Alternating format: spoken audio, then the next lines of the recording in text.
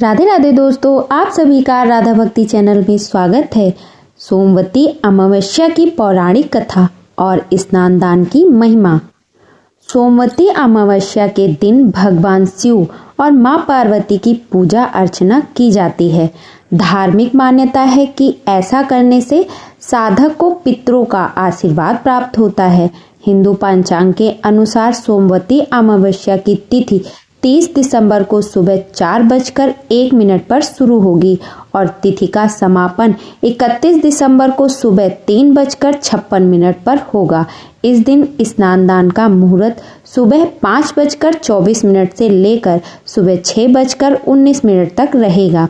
साल 2024 में सोमवती अमावस्या 30 दिसंबर को है। सोमवती अमावस्या पर स्नान दान के लिए अभिजीत मुहूर्त दोपहर 12:02 से दोपहर 12:44 तक है। विजय मुहूर्त दोपहर बाद 2:07 से 2:49 तक है। अमृत काल शाम 5:24 से 7:02 तक है। सोमवती अमावस्या के दिन पवित्र नदी, तालाब या कुंड में स्नान करना चाहिए। इसके बाद सूर्यदेव को अर्घ्य देना चाहिए और गायत्री मंत्र का पाठ करना चाहिए। इस दिन भगवान शिव की पूजा करनी चाहिए और पितरों का तर्पण करना चाहिए। सोमवती अमावस्या में क्या नहीं छूना चाहिए, आइए जानते हैं।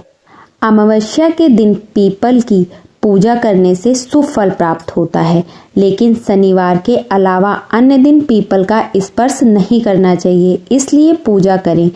लेकिन पीपल के वृक्ष का स्पर्श ना करें, इससे धन की हानि होगी।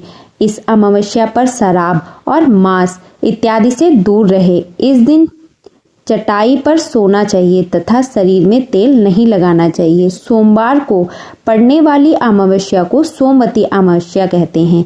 ये वर्ष में लगभग 1 अथवा 2 ही बार पड़ती है। इस अमावस्या का हिंदू धर्म में विशेष महत्व होता है। विवाहित स्त्रियों द्वारा इस दिन अपने पतियों के दीर्घायु कामना के लिए व्रत का विधान है। इस दिन मौन व्रत रखने से सहस्त्र गोदान का फल मिलता है। शास्त्रों में इसे अश्वत्थ प्रदक्षिणा व्रत की संज्ञा दी गई है। अश्वत्थ यानी पीपल वृक्ष। इस दिन विवाहित स्त्रियों द्वारा पीपल के वृक्ष की दूध, जल, पुष्प, अक्षत, चंदन इत्यादि से पूजा और वृक्ष के चारों ओर 108 बार धागा लपेटकर परिक्रमा करने का विधान होता है और कुछ अन्य परंपराओं में भंवरी देने का भी विधान होता है। धान, पान और खड़ी हल्दी को मिलाकर उसे विधान पूर्वक तुलसी के पेड़ को चढ़ाया जाता है। इस दिन पवित्र नदियों में स्नान का भी विशेष महत्व समझा जाता है। कहा जाता है कि महाभारत में भीष्म ने युधिष्ठिर को इस दिन का महत्व समझाते हुए कहा था कि इस दिन पवित्र नदियों में स्नान करने वाला मनुष्य समृद्ध, स्वस्थ और सभी दुखों से मुक्त होगा। ऐसा भी माना जाता है कि स्नान करने से पितरों की आत्माओं को शांति मिलती है। सोमवती अमावस्या से संबंधित अनेक कथाएं प्रचलित हैं। परंपरा है कि सोमवती अमावस्या के दिन इन कथाओं को विधि पूर्वक सुना जाता है। एक गरीब ब्राह्मण परिवार था जिसमें पति पत्नी के अलावा एक पुत्री भी थी। पुत्री धीरे धीरे बड़ी होने लगी। उस लड़की में समय के साथ सभी स्त्रियोचित गुणों का विकास हो रहा था। लड़की सुंदर, संस्कारवान एवं गुणवान भी थी, लेकिन गरीब होने के कारण उसका विवाह नहीं हो पा रहा था। एक दिन ब्राह्मण के घर एक साधु पधारे, जो कि कन्या के सेवा भाव को काफी देखकर प्रसन्न हुए। कन्या को लंबी आयु का आशीर्वाद देते हुए साधु ने कहा कि कन्या की हथेली में विवाह योग रेखा नहीं है। ब्राह्मण दंपति ने साधु से उपाय पूछा कि कन्या ऐसा क्या करे कि उसके हाथ में विवाह योग बन जाए। साधु ने कुछ देर विचार करने के बाद अपनी अंतर्दृष्टि से ध्यान करके बताया कि कुछ दूरी पर एक गांव में सोना नाम कि एक धोबी जाति की एक महिला अपने बेटे और बहू के साथ रहती है, जो कि बहुत ही आचार विचार और संस्कार संपन्न तथा पतिपरायण है।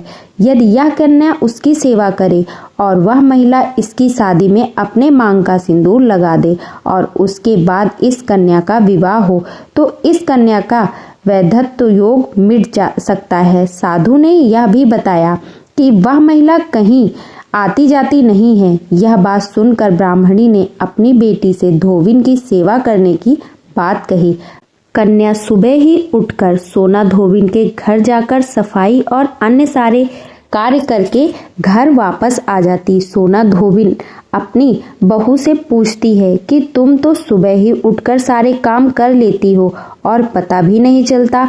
बहू ने कहा कि माँ जी, मैंने तो सोचा कि आप ही सुबह उठकर सारे काम खुद ही खत्म कर लेती हो, मैं तो देर से उठती हूँ।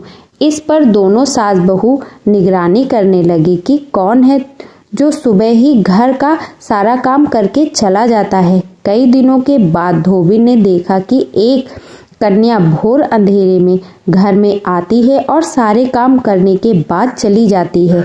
जब वह जाने लगी तो सोना धोबिन उसके पैरों पर गिर पड़ी। पूछने लगी कि आप कौन हैं और इस तरह छुपकर मेरे घर की चाकरी क्यों कर रही हैं। तब कन्या ने साधु द्वारा कही गई सारी बात बताई। सोना धोबिन पतिपरायण थी, उसमें तेज था, वह तैयार हो गई। सोना धोबिन के पति थोड़ा अस्वस्थ थे। उसने अपनी बहू से अपने लौट आने तक घर पर ही रहने को कहा। सोना धोबिन ने जैसे ही अपने मांग का सिंदूर कन्या की मांग में लगाया, उसके पति मर गए। उसे इस बात का पता चल गया। वह घर से निराजल ही चली थी, यह सोचकर कि रास्ते में कहीं पीपल का पेड़ मिलेगा तो उसे भंवरी देकर और उसकी परिक्रमा करके ही जल ग्रहण करूंगी।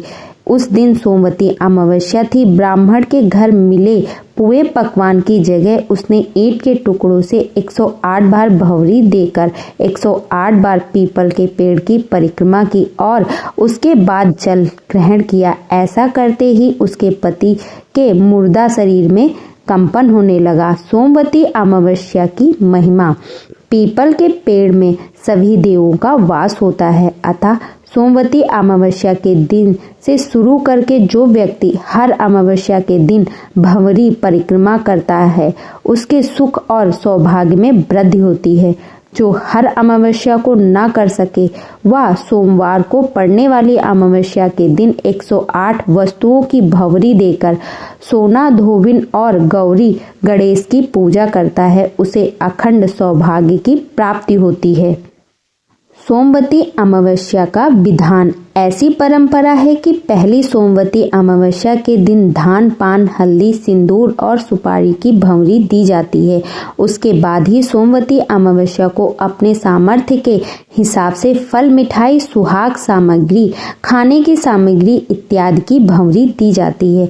भंवरी पर चढ़ाया गया सामान किसी पुत्र, पात्र, ब्राह्मण, ननद या भांजे को दिया जा सकता है। अपने गोत्र या अपने से निम्न गोत्र में वह दान नहीं करना चाहिए। आपको ये कथा और जानकारी कैसी लगी, कृपया कमेंट करके जरूर बताएं। अगर ये वीडियो पसंद आया हो तो अपने इस चैनल को लाइक, सब्सक्राइब, शेयर जरूर करें और कमेंट बॉक्स में राधे राधे जरूर लिखें।